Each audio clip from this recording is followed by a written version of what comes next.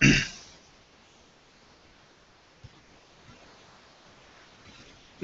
evening to all present.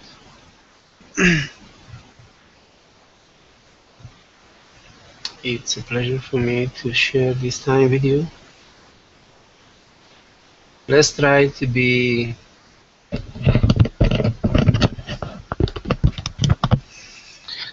as much together as possible. That means let's try to be connected, and we become connected by being attentive, by paying attention, by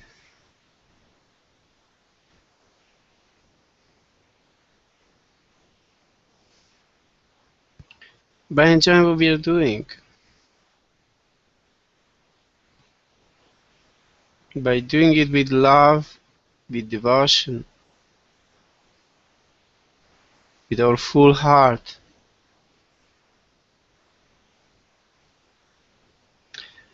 So please, let's try to be attentive. Let's try to connect and find a way to go deep in ourselves just by listening to this satsang. Because there's a way to go within, there's a way to go deep in ourselves by trying to do one thing at a time, fully, completely, with all of our being. So especially when we listen to satsang, and if we listen to the satsang of the master that we love, we should try to pay attention. We should try to be present. We should be very happy to be in this situation. So in this satsang, I'm going to comment on a bhajan by Guru Arjan Dev Ji. This, like the one on which he commented last time, which was Guru Saman Data by Kabir Sahib, is also a very famous bhajan. It's a bhajan that many satsangi know very well, and we often sing during our satsangs, retreats, and so on. So this is Dukh Bhanjan Tera Naam Ji. Dukh Bhanjan Tera Naam Ji means Dukh, which is suffering, pain, vanishes by meditating on your Naam, by repeating your name. That's a way of saying it. Or by tuning in with Satnam power, Sadguru power, Shabd power. So if we are able to tune in with this Sadguru power, Naam power, then all our troubles just disappear. It's just as simple as this. Because most of the troubles that we human beings have, they come from the fact that we are unable or completely unaware of the possibility to tune in with this Naam power. But if we, by some grace that we get at some point in life, become aware of this possibility for us human beings to tune in with God, into God's inspiration power, Naam power, Shabd power, then once we become aware, we try to actualize this experience. We try to make it our own. And if we have the grace, the good luck to meet Sadguru, it gives us initiation into Naam. Then by meditating on Naam, all our dukh, all our sufferings disappear. For some people it may happen right away, those very lucky ones, maybe those who have done a lot of meditation in the past. For the others it may take longer. It all depends on where we stand when we start, what we've done before. You know, Sant Jai Singh used to say, all the meditation you do, don't think that it goes wasted. It doesn't go wasted. It's all kept. It's kept an account in Sadhguru's storehouse. It's kept an account of all the meditation that we do. So when we come back in another lifetime, all the meditation that we have done in a previous lifetime, it's all stored there in our subconscious mind, in our so-called Sanchit karma. So at some point, it comes up, because it's there within us. It's coded there, it's recorded there. So at some point, this melody of us being spiritual, of having done already in the past, this practice just begins to play, starts, and consequently it becomes a fact in our life, becomes an experience that just at some point bursts out, activates itself, and consequently when something like this happens in the life of a human being, then life is transformed by this experience. So I begin by singing this bhajan, and as I did with Guru Naidata last time, I'm going to sing it also in two melodies, and they're also beautiful melodies, both of them. I hope you enjoy, I hope you like it, I hope it means something to you, it brings an effect into your within. So listen with attention again, listen with love, with enthusiasm, just try to be carried away by the melody.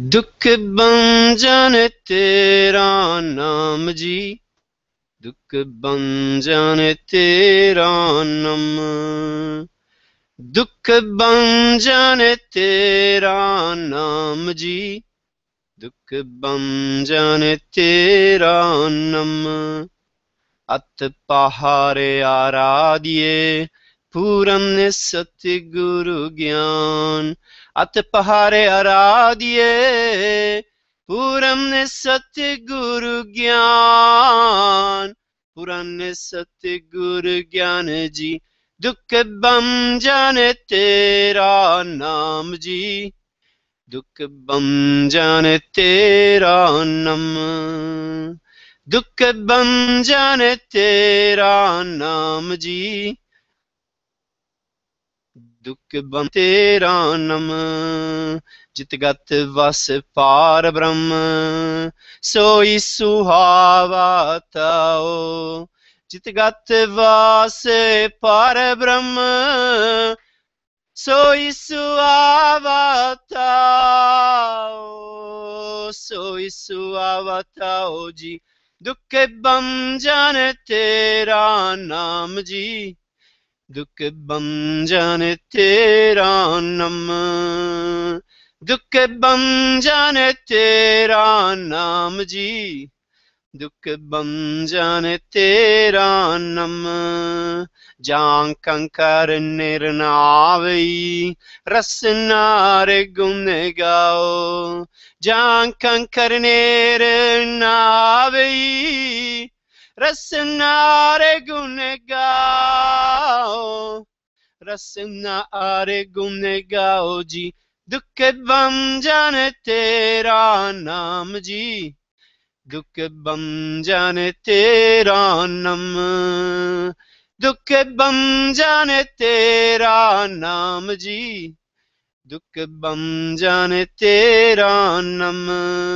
सेवा सूरत न जानिया, ना जाने आराध, सेवा सूरत न जानिया, ना जाने आराध, ना जाने आराध जी। दुख भंजन तेरा नाम जी, दुख भंजन तेरा नाम, दुख भंजन तेरा नाम जी, दुख भंजन तेरा नाम। उत तेरी जाग जीवना, मेरे सतगुर गमगान, उत तेरी जाग जीवना, मेरे सतगुर गमगान, मेरे सतगुर गमगद जी। दुख भंजन तेरा नाम जी, दुख भंजन तेरा नाम, दुख भंजन तेरा नाम जी, दुख भंजन तेरा नाम। By Kirpal Gozayan, Nate Sogasantap, by Kirpal Gozayan, Nate Sogasantap, Nate Sogasantap ji, दुख भंजन तेरा नाम जी, दुख भंजन तेरा नाम, दुख भंजन तेरा नाम जी, दुख भंजन तेरा नाम। उत तेरी जाग जीवना, मेरे सतगुर गमगान, उत तेरी जाग जीवना, मेरे सतगुर गमगान, मेरे सतगुर गमगद जी। दुख भंजन तेरा नाम जी, दुख भंजन तेरा नाम, दुख भंजन तेरा नाम जी, दुख भंजन तेरा नाम। तत्ती वाओ न लागदी, सतगुरु राखे आप, तत्ती वाओ न लागदी, सतगुरु राखे आप, सतगुरु राखे आप जी। दुख भंजन तेरा नाम जी, दुख भंजन तेरा नाम, दुख भंजन तेरा नाम जी, दुख भंजन तेरा नाम।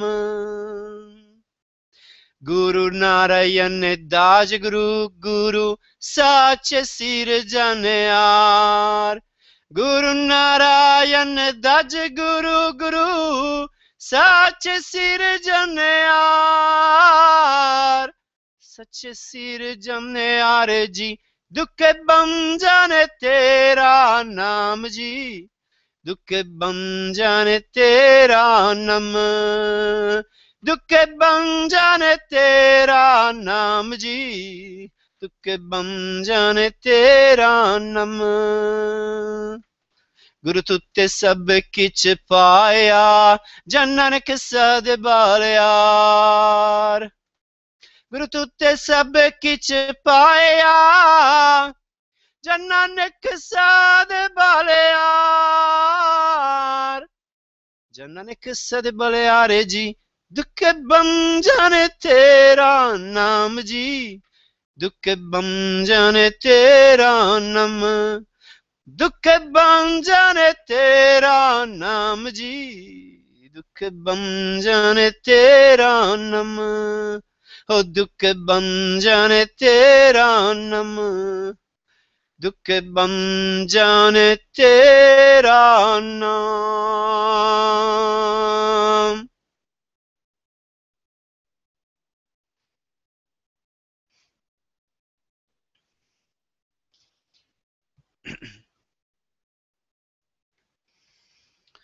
So the meaning of this very beautiful bhajan by Guru Arjan Dev Ji is Your Naam puts an end to the pain. Meditate on Naam to put an end to your pain. Meditate day and night. This is the Sadguru's knowledge. That inner space, or that within in which the Supreme Being dwells, it's a wonderful place. If you sing the praises of God, the stones of Yama won't come near you. With my understanding, I didn't know how to serve or worship you. The life of the world has your support, O my deep Satguru. When God becomes merciful, all the anxieties and problems disappear. The hot wind does not strike because Sadguru himself protects. The Master is God, the merciful is the Guru. Master is the true creator. When the Master is pleased, one gets everything. Nanak sacrifices himself for such a person.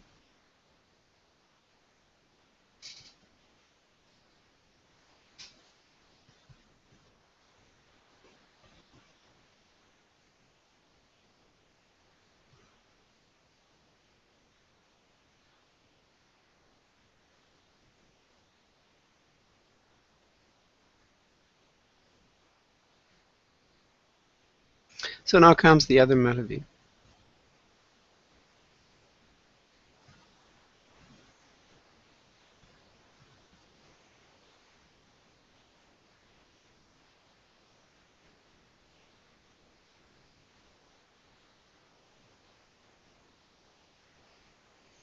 Hat pahare aradiye Puran Satguru Gyan Ji Dukh bhanjan tera naam ji Dukh bhanjan tera naam Jit gat vas para brahm Soi suhavata ji Jit gat vas para brahm Soi suhavata ji Dukh bhanjan tera naam ji Dukh bhanjan tera naam Jankan karner na aavei Rasna har gun gao ji Jankan karner na aavei Rasna har gun gao ji Dukh bhanjan tera naam ji Dukh bhanjan tera naam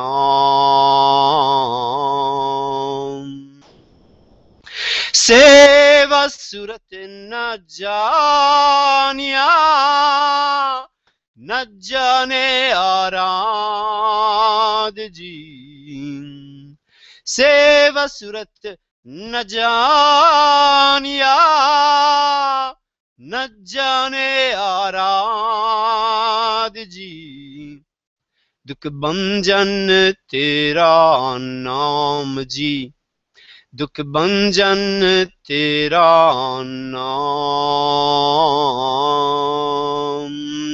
Seva surat na janya Na jane arad ji Seva surat na janya Na jane arad ji Dukh bhanjan tera naam ji, dukh bhanjan tera naam. Ot teri jag jeevna, mere Satguru Agamagad ji. Ot teri jag jeevna, mere Satguru Agamagad ji. Dukh bhanjan tera naam ji, dukh bhanjan tera naam. Bae kirpal gozaya, nate sog santap ji.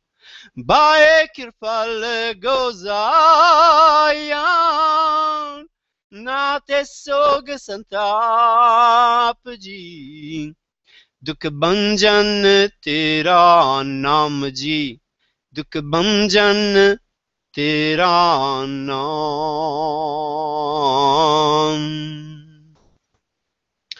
Tati vao na lagadi, Satguru rakhe aap ji. Tati vao na lagadi, Satguru rakhe aap ji. Dukh bhanjan tera naam ji, dukh bhanjan tera naam. Guru Narayan Daja Guru, Guru Sache Sirjanayar ji. Guru Narayan Daja Guru, Guru Sache Sirjanayar ji. Dukh bhanjan tera naam ji, dukh bhanjan tera naam.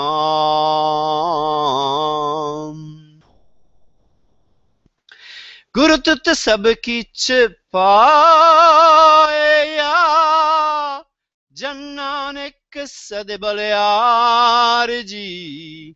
Guru tut sab kich paaya, Jan Nanak sad balyar ji. Dukh bhanjan tera naam ji, dukh bhanjan tera naam. Dukh bhanjan tera naam ji, dukh bhanjan tera naam.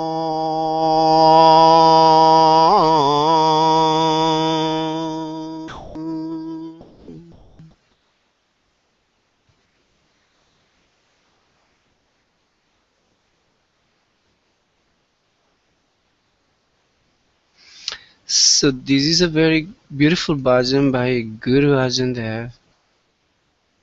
Guru Arjan Dev was the fifth guru in the line of the Sikh gurus from Guru Nanak to Guru Angad, Guru Amardev,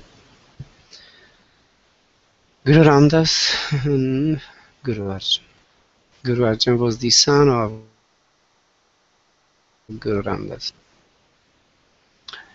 He was a great devotee of the Lord. He was an inspired person, a creative person, and he wrote many, many bhajans. Beautiful bhajans that now, even after 500 years from his passing away, people keep singing with all their love, with all their devotion. And they make the life of so many people. They nourish, they give strength, give power to their devotion through the singing, by the singing of this holy hymn written by this holy person.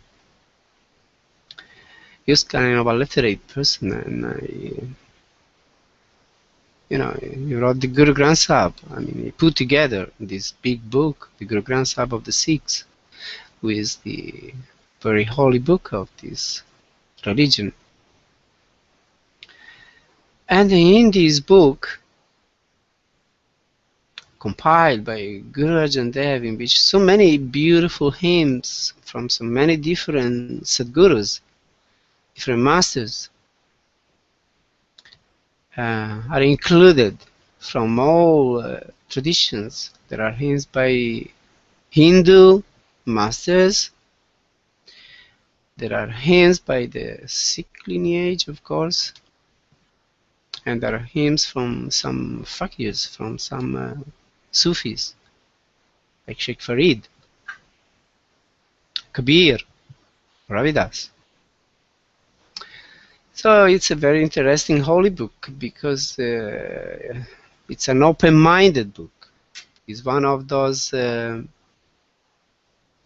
first attempts to create a holy scripture in which hymns, teachings, consequently, of several different masters coming from different traditions, religious traditions, or mystic traditions, are included. Because basically, they say the same things. All the masters from any tradition, although there might be some differences in the way of doing the practice, in the way of approaching to this quest for truth, but yet the very fundamental things are basically the same or similar for all of them. So Guru Arjan wanted to show that, you know, the way to God is for everybody more or less the same. We may do different practices, we may have different approaches, but eventually we have to go within. This is what we have to do. What is this inner life? Spiritual life means inner, something that goes deep within ourselves. So what is this spirituality? What is this inner journey? It starts from the human and it goes to the divine. So it starts from we human beings. And what are we human beings? Out of what are we made up? We are made of this body. We are all very aware of having a body. At least these we are aware. Maybe we are not very aware of how this body functions, how it works, you know, all these very complicated systems. Is physiology of the human body. Maybe most of the people are not aware how it works. Not everybody studies medicine, physiology, or anatomy. So most of the people are not aware of how this body functions. But this body is a very, very complex something. It's an incredible machine. It's a very incredible chemical laboratory which transforms anything we intake through the alimentary tract into body tissues, into energy, into thoughts, consequently into consciousness. So where do you find anywhere a system that works so incredibly perfectly like this human body? We want to know what's the macrocosm, what's the universe, what's the creation. But we must be aware that if we want to know what the macrocosm is, we have to know what this macrocosm of the physical body is. So the macrocosm is very difficult to come to know because it's a very huge something. But it is said that the microcosm of the human body is a reproduction of this universe, of this macrocosm, or of this creation. It is said that God himself dwells in this physical body of ours, in this our being, that we think to be a personality, person, what we are, what we seem to be, but in actuality we are not this, we are something else. We are God himself.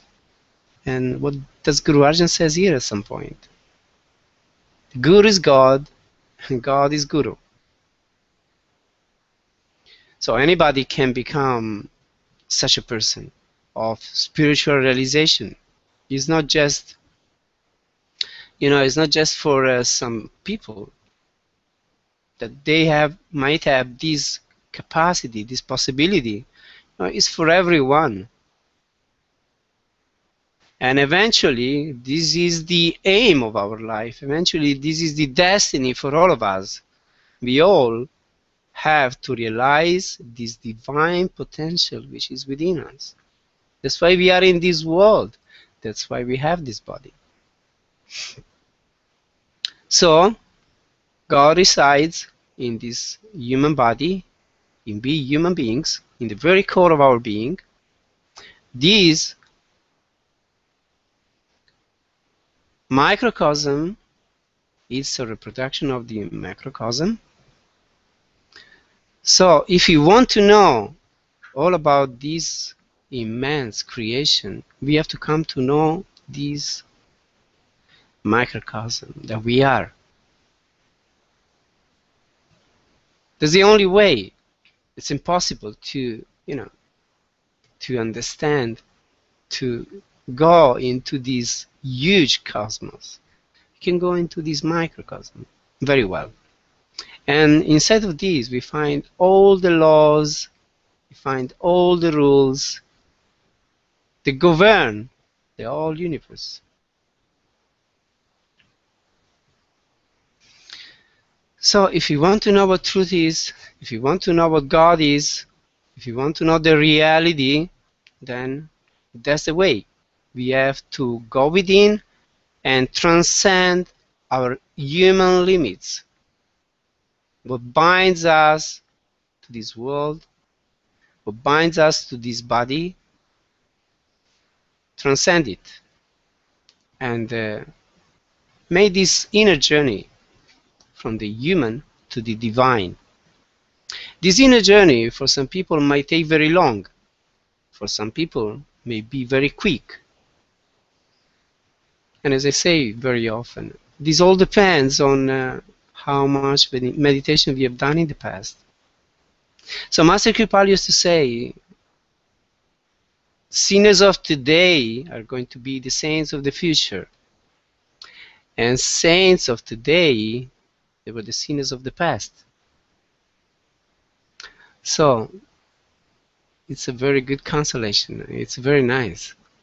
So we know that eventually we all will become holy people. What's holiness? Holiness is being above this human level and step into this divine potential that's there with all of us. It's melting into the light. What makes us holy? Is the light that makes us holy. If we come in touch with this divine light, then this burns off all the dirt, all the dross that we have with us. And from dark people, we are made into kind of golden people, shining bright. Because that's all what all of us want to be. But if we are aware or not, we would like to become those very bright, luminous human beings. And for this, we have to get rid of all this worldliness that is with us, of all these attachments that are with us, of all this lust that is with us, of all this egoism that is with us, anger, vanity, jealousy, hate. All of these makes us dirty, makes us filthy, makes us unpleasant. When we are dominated by these weaknesses, then we are poor human beings. We are unable to be those great ones. Those are able to step above all these limits and be just as perfect as that Father of ours that is in heaven, or that is very deep within us. So this is what we would like to realize. This is what we are here for, to realize this. So anyway, in this very beautiful hymn, Guru Arjan Dev tells us that we may get rid of all these problems of existence. We may get rid of all these limits of ours if we just meditate on Nam. All these limits, all these imperfections, all these faults of ours make us suffer. Bring into our life this dukh and just sweeps away sukh. When there is dukh, there is no sukh. When there is sukh, there is no dukh. So sukh is joy, is the pleasure of living. It is being happy, feeling fulfilled. Dukh is feeling miserable, is feeling depressed, is feeling sad, is feeling unfulfilled. So what do we want to be? I guess anybody, any aware, conscious person would like to be all the time in sukh, be always very happy, be always very complete being, fulfilled being, feeling that we are doing what we are supposed to do in life, that we are not wasting this life, but we are following a very high ideal. We are trying to reunite again with the divine essence that is what we are, what we truly really are. So this brings a lot of joy, brings a lot of happiness. But then, you know, by and by it becomes more than this. We begin feeling blissful, because we know that we are doing the right thing. We are doing the very best thing that we can do in this human body and in this world. So we are using our time, we are using this incarnation for the purpose of which it was given to us. And this definitely brings in a lot of joy, a lot of happiness, and bliss becomes bliss. So we will feel to be blessed by God, because He loves us. So then it becomes, you know, intoxication. We may come to the point in which we have such wonderful meditations that we feel so intoxicated. Not only we feel intoxicated while we are meditating, but also during the day we have this sense of being so happy, so much above the limits of this body, this world, this life, and just feel intoxicated, deeply intoxicated. Have this Nam power flowing through our cells, flowing through our blood, flowing through our being, and feel just so intoxicated. You know, like people when they get drunk or they get some substance, I don't know, they seem to be intoxicated, but this intoxication is what then is not the intoxication about which I'm talking about. That intoxication, if you are stupid after the intoxication, you are even more stupid. But this kind of intoxication, divine intoxication, it is such that if you are stupid, once you become divinely intoxicated, then you become wise. So it's quite a different something. So we want to be like that. I guess anybody wants to be blissful, wants to be intoxicated, and if possible, wants to come into a state of ecstasy, in which you feel every cells of your body like, you know, like boiling up, full with this nectar, that you have no words anymore. You don't like to say anything anymore. You don't like doing anything anymore. You just want to be with closed eyes, enjoying this incredible ecstasy, this incredible blissful state in which you may step in. And then maybe going to very deep samadhi, like Savikalpa Samadhi or Nirvikalpa Samadhi, and just disappear as a person and just let this divine being only be there. So this is the goal of our quest. This is the goal of our life. We want to realize this. We want to be into this sukha, no dukkha.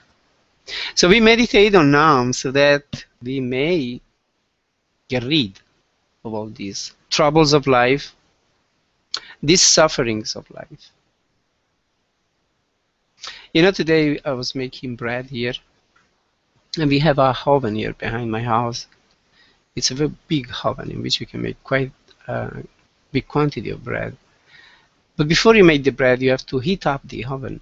So you put wood into it, and you know, you let it burn. So fire starts. In the beginning, it's a very small fire because there is no oxygen inside the oven, and so the fire begins very slowly. But by it builds up, and you know, as it builds up, in the first beginning, there is a lot of smoke coming, so the whole oven becomes blackish, really. But by and by, as this fire keeps burning more and more, the whole oven from black becomes golden. It becomes really like golden light. It's a wonderful thing to watch. There are these flames that gather inside and gradually transform the inner condition of the oven from blackish into golden. It seems like just watching this is such a blissful something. It's like a holy ritual, I tell you. And at some point, the oven becomes so golden, so bright, you know, so clean from all this blackish thing which was there before, that no matter what you put inside, you can put again wood and another fire and smoke may start, but it doesn't make it blackish again. And this, I thought, is very symbolic, you know, of the transformation of we human beings. Maybe when we come on the path and we begin practicing meditation, and a little bit of light begins manifesting within us, then our dirt becomes even more evident. We get into trouble somehow. In the beginning of the path, we may get into troubles.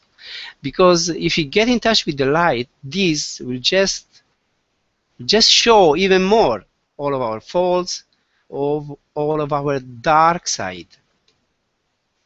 So that makes us suffer. And in the very beginning of the transformation on a spiritual path, we must suffer a lot because we become aware, becomes evident what we are. All this side of ours that has to be transformed. But as we keep meditating and the light becomes brighter and brighter and we go deeper and deeper within, then by and by we get rid of all this dirt, all this blackish something that's with us. We get rid of all this dirt and we become golden.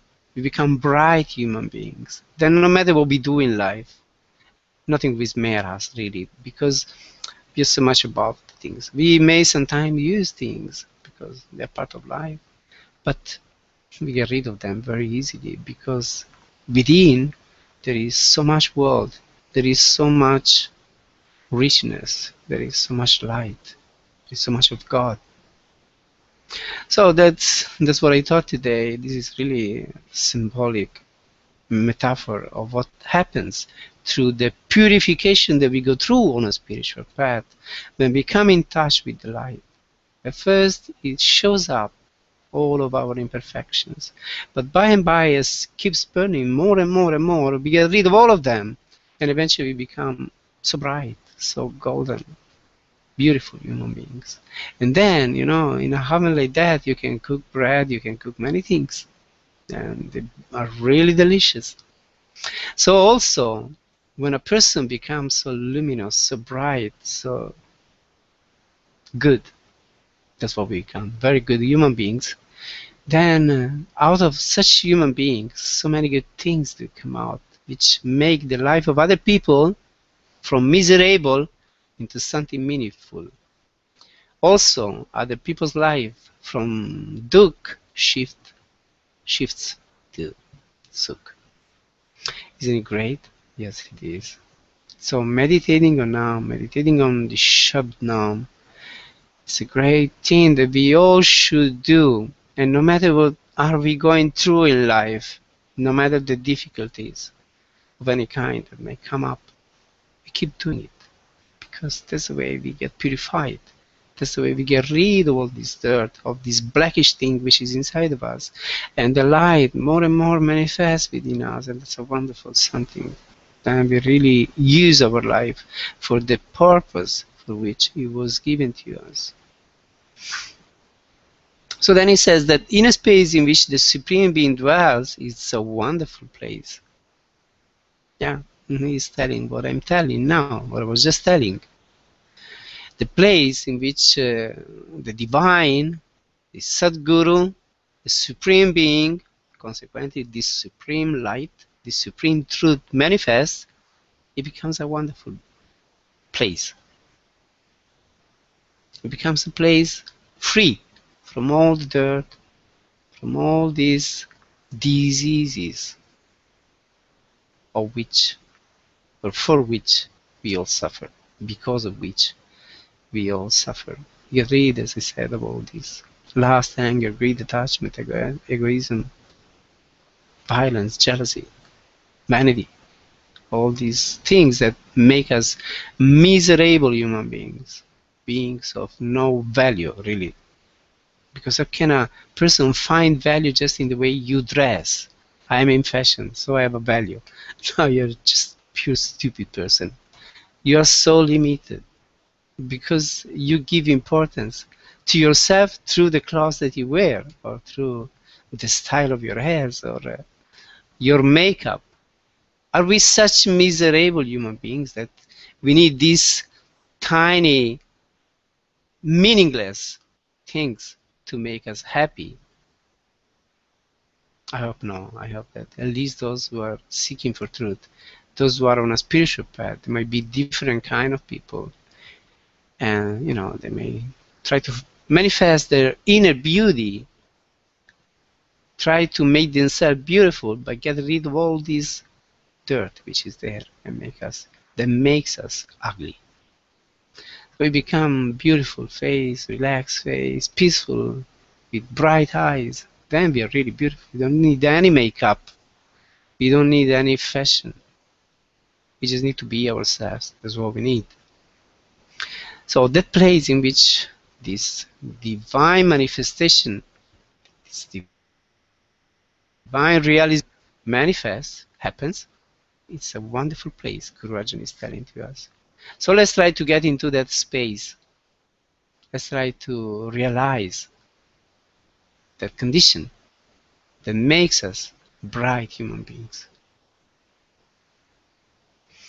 If you sing the praises of God, the stones of Yama will not come near us, will not come near you, he says. So it's just simple, just so simple. You don't need to do austerities which are so impossible, which make our body suffer, which make our mind suffer, our nerve system suffer. We don't need all of these, it's very simple. Just do Simran. Just keep repeating the holy names. Just saturate your mind with this repetition. Moreover, you sing the praises of the Lord. That's very good. Sing the bhajans. It's so easy. You don't need to do impossible things. Just try to learn how to sing the bhajans properly. As I said before, this Dukh bhajan tera naam ji, Dukh bhajan tera naam ji, so many other bhajans may be sung. We may learn so many of them, and this so easily creates in our within a very pleasant condition, creates in our within beauty, harmony, because melody is harmony. So if we learn how to sing the melodies, the praises of the Lord in a very professional way, in a way in which we may create an effect, because singing is vibration. When we sing, we just give out vibrations of a certain kind. And these holy songs definitely radiate into the atmosphere this bliss, this harmony, this intoxication. And if you tune in with this vibration, this energy that is radiated, that is created through the bhajan singing, then we find ourselves into a meditative state very, very easily. Then we easily come into the state of sukh, of bliss, of ecstasy, of samadhi. It opens the doors of perceptions. It increases our receptivity to the inner power. Consequently, then we may have much easier meditation. We might go within much easier than if we don't sing the praises of the Lord, if we don't sing the bhajans. So that's why I insist all the time with dear ones, learn how to sing the bhajans properly. But they sing sometimes, not always. And they don't try to really learn very well. I see so many satsangis that they keep singing the same way, more or less, as when I first heard them singing any bhajan. No improvement, really. It's always on an elementary level. We should try to become professional, because we are doing it. We are singing the bhajans. So why keep singing the bhajans in a very elementary way, in a very basic way? No, we try to become professional. Really become capable of creating an atmosphere that is conducive to going within, to meditation, to dhyan. But this we can do if we really do it with the right attitude, the right emotions, the right amount of love. Then this will radiate from our person, and people around us will catch the wave, and they will also feel blissful, and they will also have a better meditation. So here Guru Arjan Dev Ji is giving us a very good advice. You keep singing the praises of the Lord, so the stones of Yama won't hit you, won't beat you down. Yama can be anything. The Lord of Death, okay, let's say it's our negative side that make us suffer. So if we sing the praises of the Lord, we get rid of this negative side of ours, and we don't suffer. We become blissful. That's it. With my understanding, he says, I don't know how to serve you, nor how to worship you, oh my deep Lord. How do I do it? I am a pure human being, I don't know anything. I've come into this world, I find myself in a situation because it happened like this. I didn't look for it. It just came my way. I was born through two parents. They were the way they were. They had no fault themselves for what they were. I had no fault myself for coming into that condition, into this world, in that way. So I was brought up in a certain way. I went through certain kind of experiences which I found on my way. So what do I do? So you please help me to go above all these limits, all these imperfections, and be capable of serving you,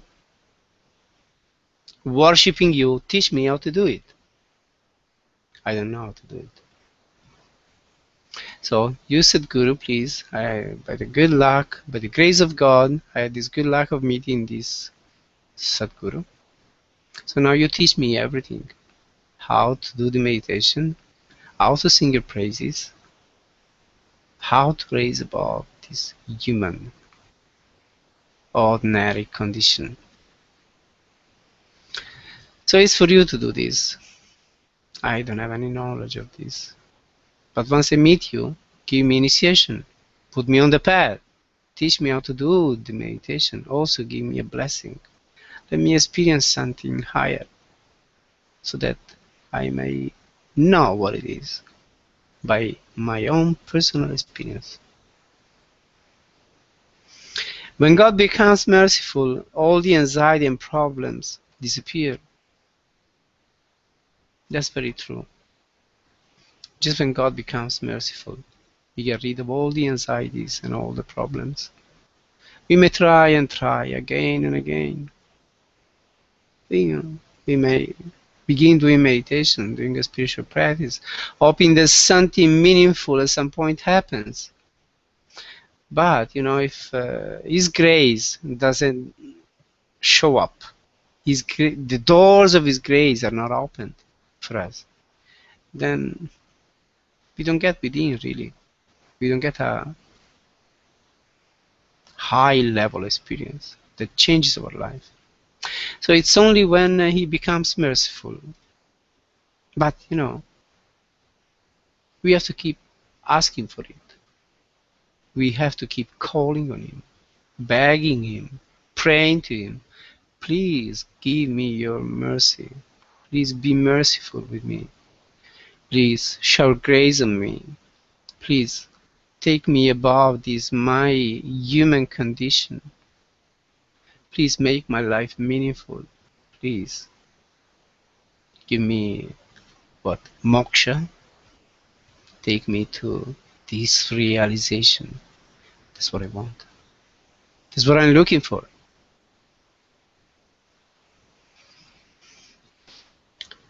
The hot wind does not strike because Sadhguru himself protects. Once we come into the shelter,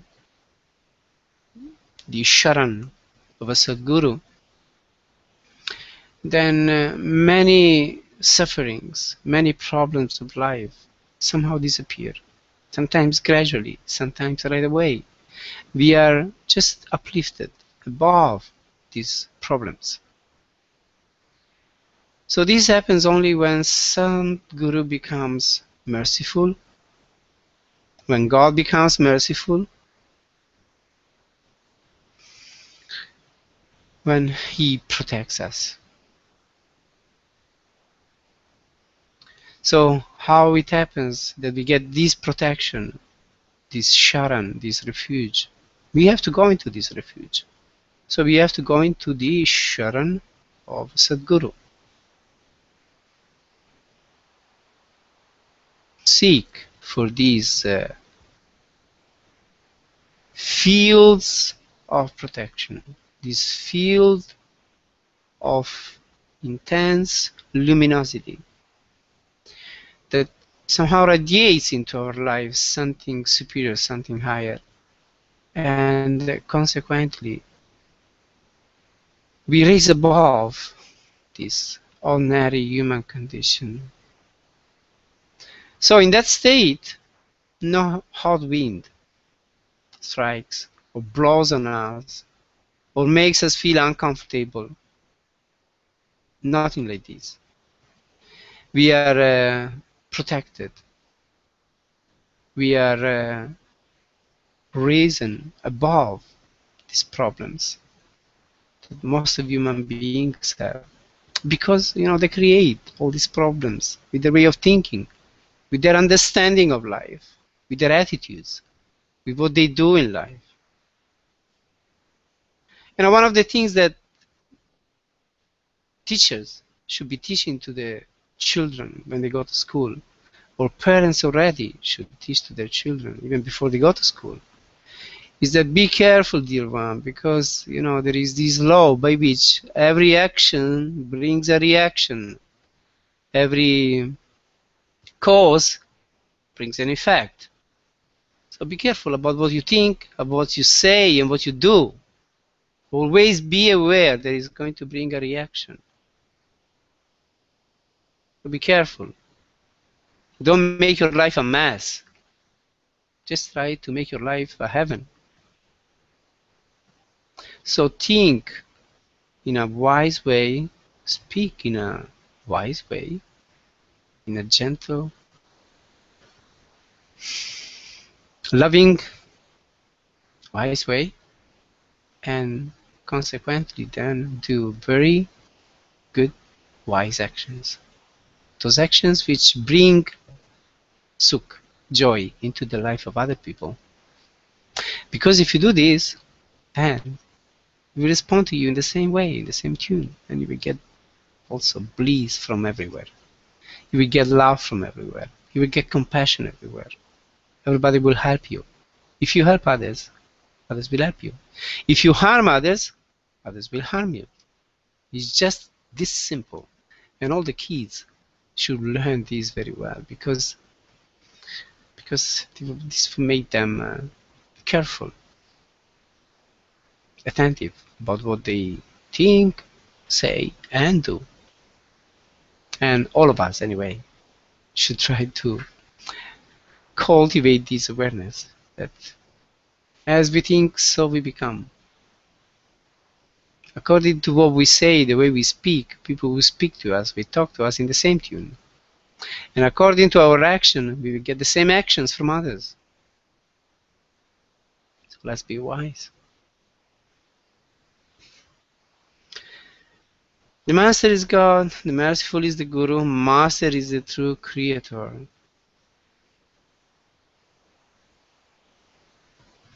It's a big sentence.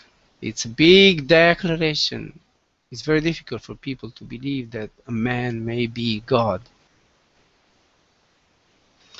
I think everybody, they may be imperfect as much as they wish, but they may be in a miserable condition, with a miserable life, but, they all have an ego, and any person may very easily come to believe that I am God. But you are not God. I am God. I think we should all think that we are all God, in the sense that we are all emanations of God. We are all emanation of His. It's Him that manifests Himself endlessly in this vast creation. So, eventually, we are all God. We are all emanations of His. We are all part of this huge, enormous being, the supreme being, the supreme reality. So, it's not strange if Guru Arjan here says Guru is God. Guru is a person who has done a lot of meditation, at least if he is a true Guru, somebody who is not just pretending to be something that he is not. No, somebody who is not pretending anything, but he has done a lot. That's what makes a person a Guru, a real Guru, and not a fake one. A person who has done a lot of meditation doesn't say, I have done a lot of meditation. No, his life shows many, many years dedicated to the path show that he has done a lot of meditation. So such a person who has sacrificed so much has realized a state of consciousness which is really divine, has melted into the supreme reality. So he is part of this. He is a conscious cooperator of this supreme reality. Consequently, in a way, he is God.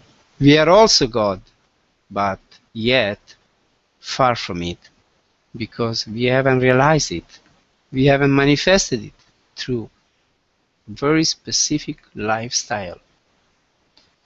by doing certain things in our life. But those people who live this different kind of life, and they give the most importance to the spiritual practice and raising above human limits, human level, and realize the divine level, then these people, yes, they are much more than us, God. We are also, potentially, but not yet manifested. They have already manifested it. That's the difference. So, these people are really like God in a human body. Because in their presence, we perceive God.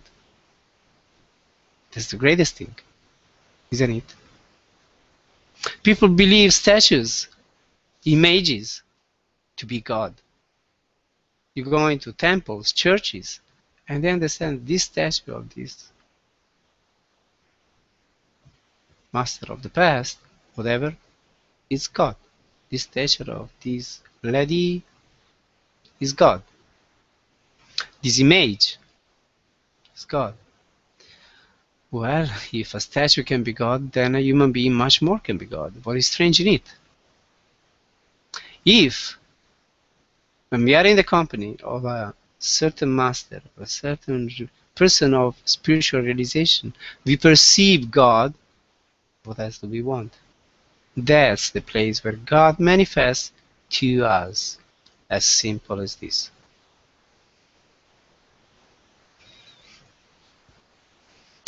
So, yes, the master is God. God is in the master. The master is the true creator. Not the human being, not the person, but that divine being that dwells in the very core of his being. That's the true creator.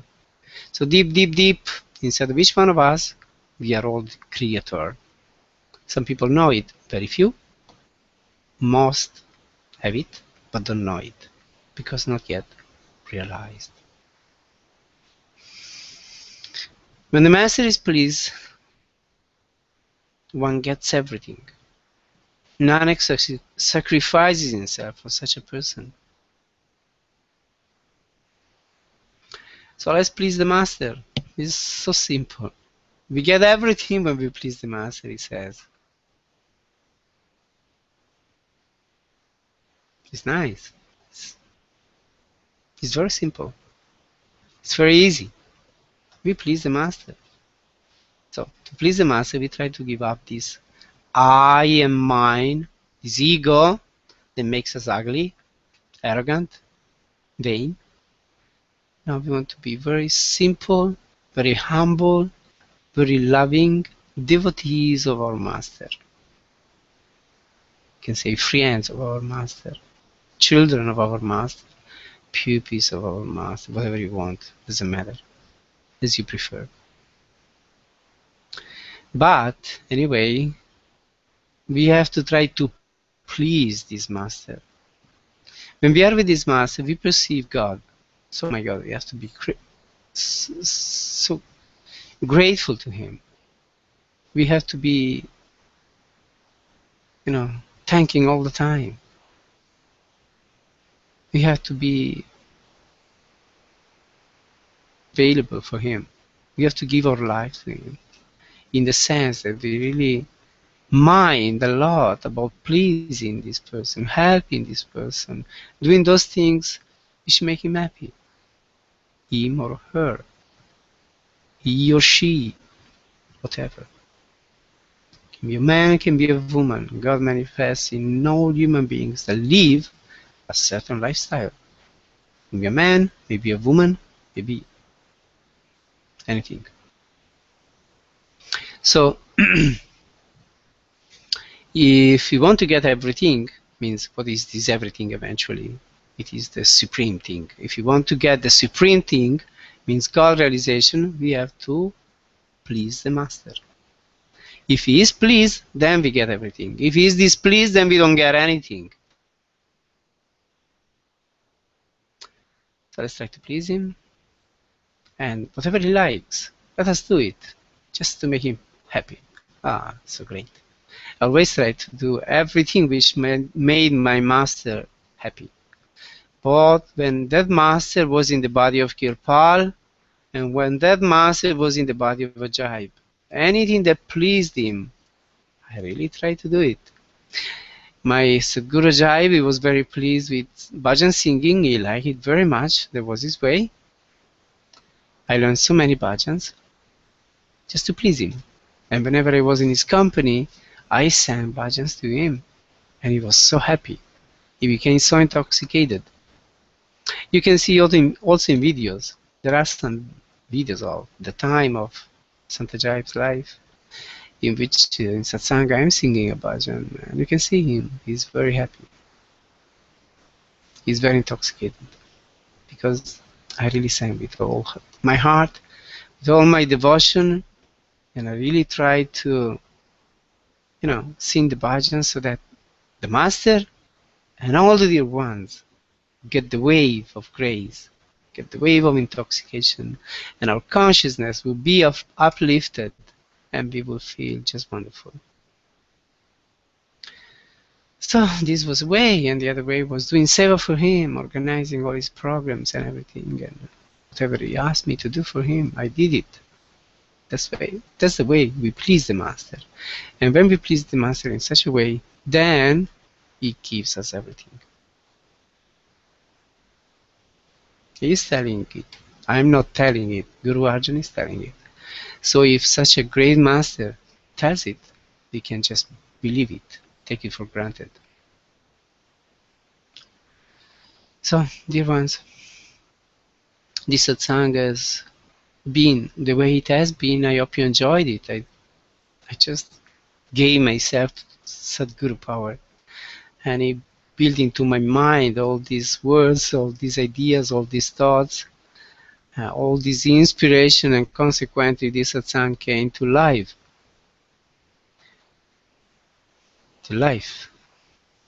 So I hope you enjoyed it. I do it so you can enjoy it. You may get inspiration from it, and also me. I also get inspiration, I tell you. I also get the benefit of satsang. So now, dear ones, I sing a little bit the Simran, which I call the public Simran, as I say often, and you try to listen. Maybe you also sing it if you want from your place, the place where you are, and then we sit a bit into silence, into meditation. Just try to forget everything. Just be here, fully here, and listen to the singing and catch the wave and relax. Go deep into meditation. Just keep looking in the center. Just keep repeating the Simran. That's all you have to do. Switch off this mind. Activate the light.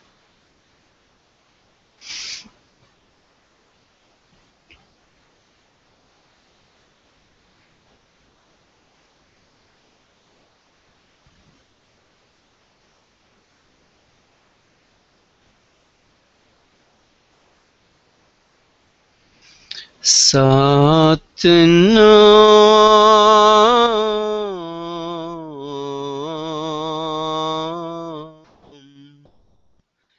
Satnam,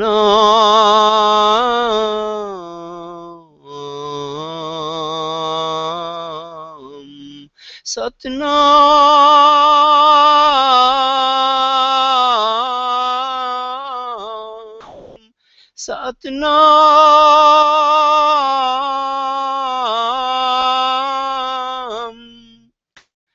Radhaso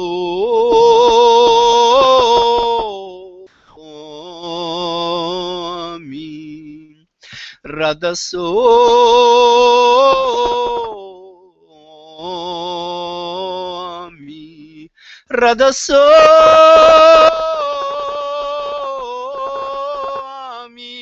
Radhasoami,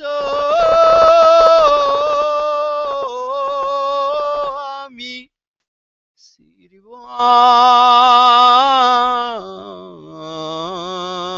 Guru, Siri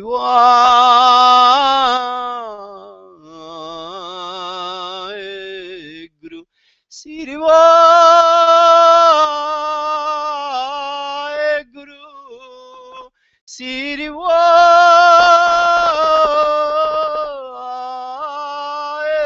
Guru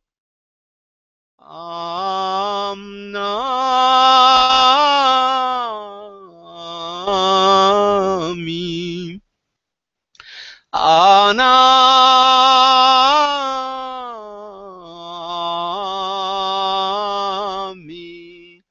Anami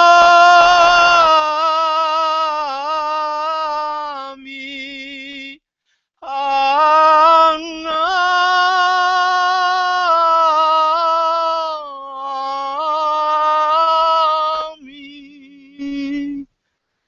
Anami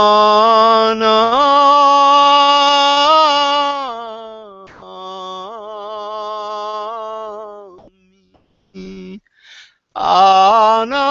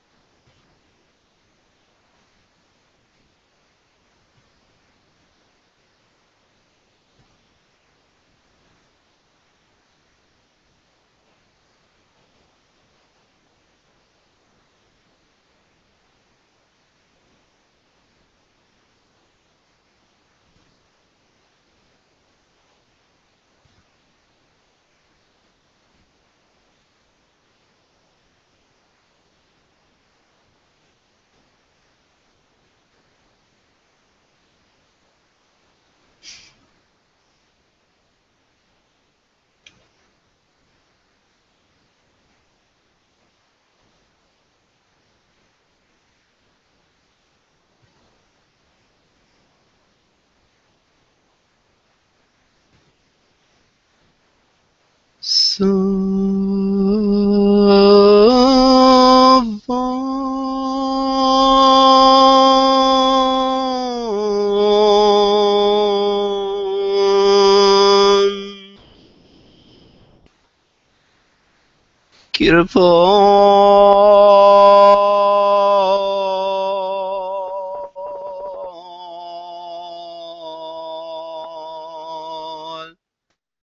ajaib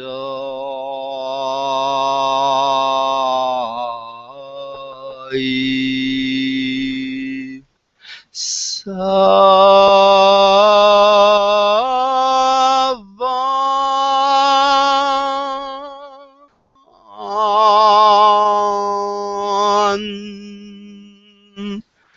kirpal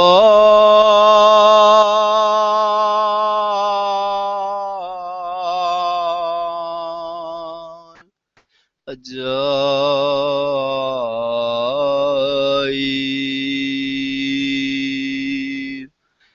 savan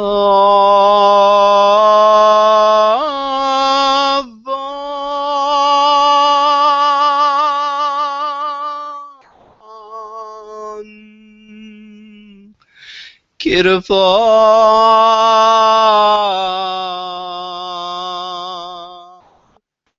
ajaib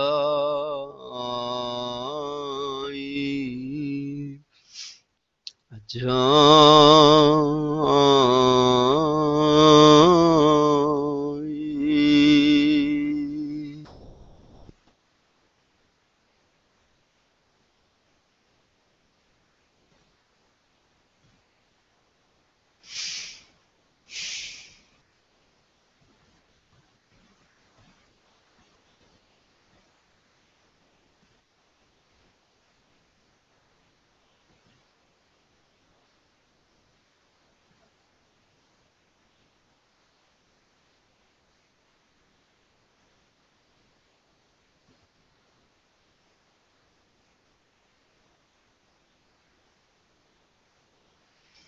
So this very beautiful bhajan, also very meaningful bhajan by Guru Arjan, has given us a direction, has told us a number of things which are precious, useful if we want to make our spiritual life successful and also our life in general successful. So let's try please to apply into our life these very high teachings. Let's try to get rid of our dukh and manifest our sukh. It means get rid of our sorrow and manifest our joy by meditating on Naam, on His Naam, by pleasing Him, by doing anything which is conductive to the spiritual practice. Master Kripa used to say, whatever takes you near to God, just adopt it right away. What takes you far from Him, just refuse it right away. So let's be this much wise if you're able to do this. So may you all be blessed. May you all be the way you want to be. May you realize what you want to realize.